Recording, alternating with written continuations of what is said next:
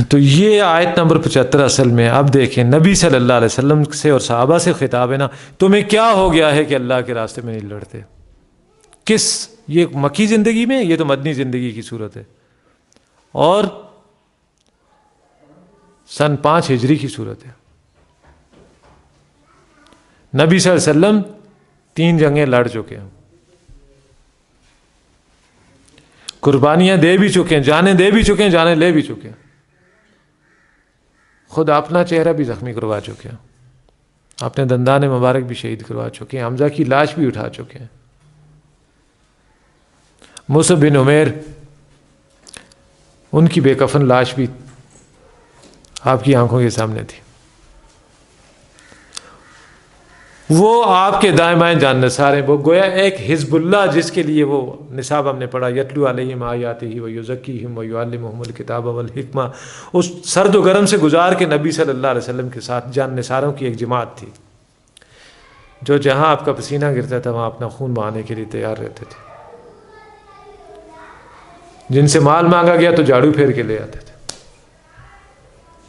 جان مانگی گئی تو حضور صلی اللہ علیہ وسلم کی جو ہے آگے ڈال بن کے کھڑے ہو جاتے تھے۔ یہ ان سے مطالبہ ہے، یہ آپ سے اور مجھ سے نہیں ہے کہ جو اگر بارڈر کی طرف چلیں تو پہلے آپ نے ماریں گے، بعد میں پرائے ماریں گے، تو پھر ان پر چھوڑنا چاہیے کہ آپ لڑیں۔ ویسے بھی فوج کس لیے ہوتی ہے؟ لڑنے کے لیے ہوتی ہے۔ تو یہ خطاب ہے ایک ایسی حیت اجتماعیہ سے جو میدان کارزار میں اتر چکی ہے، کچھ مار کے لڑ چکی ہے، جی نظام بنا ہوا ہے، حزب اللہ، اللہ کی پارٹی موجود ہے۔ یہاں آپ سے اور مجھ سے یہ نہیں ہے کہ ہم جناب ہمارے ساتھ تو وہ ہاتھ ہوئے کہ آپ اگر اس پہ ذرا سا غور کریں آپ پیٹیں گے، آپ کہیں گے کہ میں جا کے ان کا خون پی لوں جنہوں نے میرے ساتھ یہ دھوکہ کیا ہے۔ ایک محاذ ادھر کھول دیا افغانستان میں، ایک ادھر کھول دیا کشمیر میں، کچھ اپنی طرف سے 100 کارڈ جہادی جماعتیں بھی کھڑی کر دیں، یہ لشکر کھڑا ہو گیا، یہ جیش کھڑا ہو گیا، یہ فلاں کھڑا ہو گیا، یہ فلاں کھڑا ہو گیا۔ مخلص لوگ جو تھے، ویسے بھی مومن سادہ لو ہوتا ہے، وہ دوڑے ان کی لبیک پہ، کوئی ادھر چلا گیا، کوئی ادھر چلا گیا، کوئی ادھر چلا گیا، لسٹیں بن گئیں، جو چیز مخفی تھی ان بورڈ ہو گئی کہ کن کن لوگوں کے اندر یہ جہادی کیڑا ہے۔ کچھ کو مرواؤ افغانستان میں، کچھ کو مرواؤ کشمیر میں، ورنہ یہ تمہارے اندر جو لچھن ہے، یہ تمہارے 20 جو ہے وہ ایکڑ کے گاف کلب، یہ باقی نہیں بچیں گے، یہ تمہارے پیر خانے نہیں بچیں گے،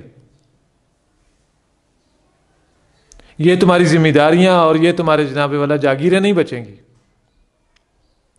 نکالو ان کو، کیا کہتے ہیں اس کو، ڈرین آؤٹ کرو، اسٹریم آؤٹ کرو ان کو۔ تو ہمارے ساتھ یہ ہوا ہے، اور جب ایک بہترین جو ہے جوان سروں کی فصل کٹ چکی تو پیچھے کیا کیا، چلو جی جمعے والے دن 1 گھنٹے کے لیے کھڑے ہو جاؤ۔ کیوں؟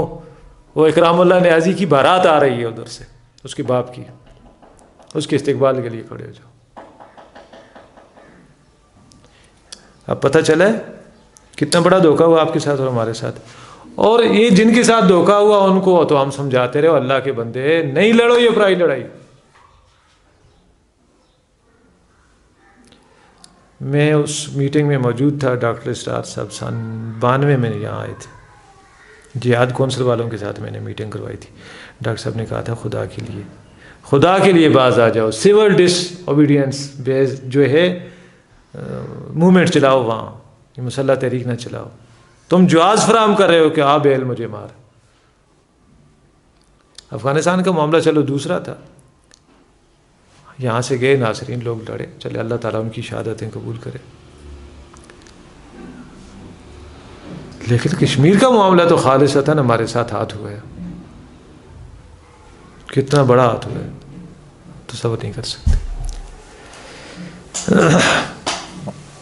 وَمَا لَكُمْ لَا تُقَاتِلُونَ فِي سَبِيلِ اللَّهِ. اور یہ لوگ ان کی گردنوں پہ خون، جنہوں نے کہاں کی اینٹ اور کہاں کا روڑا بانمتی نے کنبا جوڑا. یہ آیت کس سیاق و سباق میں آئی ہے اور معصوم بچوں کو سنا کے جناب والا ان کی جانوں پہ کھیل گئے. کیا ہو گیا تمہیں کہ تم اللہ کے راستے میں قتال نہیں کرتے؟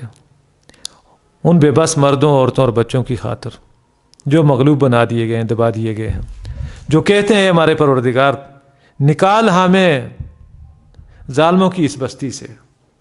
وَاجْعَل لَنَا مِن لَّدُنْكَ وَلِيًّا. اور ہمارے لیے اپنے پاس سے کوئی حمایتی بنا دے، مقرر کر دے. وَاجْعَل لَنَا مِن لَّدُنْكَ نَصِيرًا. اور ہمارے لیے خاص اپنے فضل سے کوئی مددگار بھیج. اچھا ویسے وہ مولوی نہیں تھا جس نے یہ شعر کہے ہیں، مجھے نہیں یاد کس کے ہیں، نثار تیری گلیوں پہ اے وطن چلی ہے رسم جہاں نہ کوئی سر اٹھا کے چلے. وَاجْعَل لَنَا وَأَخْرِجْنَا مِنْ هَٰذِهِ الْقَرْيَةِ الظَّالِمِ أَهْلُهَا.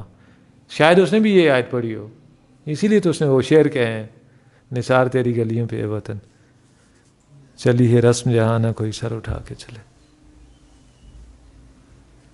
وَاجْعَل لَنَا مِن لَّدُنْكَ وَلِيًّا وَاجْعَل لَنَا مِن لَّدُنْكَ نَصِيرًا الَّذِينَ آمَنُوا يُقَاتِلُونَ فِي سَبِيلِ اللَّهِ.